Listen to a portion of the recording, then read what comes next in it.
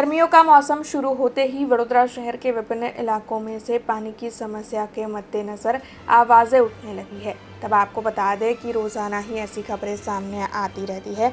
उसी के तहत आज छाणी के टीपी 13 से भी ऐसी ही एक खबर सामने आई है। दरअसल छाणी के आम्बेडकर नगर में काफ़ी वक्त से पानी की किल्लत से वहां के निवासी जूझ रहे हैं, जिसके मद्देनज़र आज वहां की महिलाओं ने इकट्ठा होकर मटकियां फोड़कर इस मामले में वडोदरा महानगर पालिका के खिलाफ रोष प्रदर्शित किया है और जल्द से जल्द प्रशासन इस मामले में सूद लेकर उनकी पानी की समस्या को सुलझाए, ऐसी मांग भी निवासियों की ओर से साझा की गई है।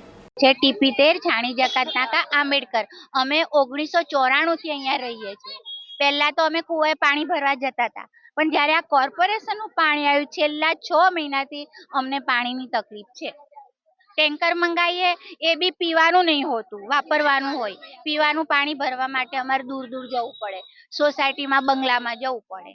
લગભગ 2 મહિના તો ખરા જ। હા, રોજે ભાગમાં મંગાવીએ, પછી જગ મંગાવીએ 20-20 રૂપિયા, 40-40 રૂપિયા એવી રીતે। अब खबरों से लगातार अपडेट रहना हुआ आसान। BRG न्यूज आपके मोबाइल स्क्रीन पर।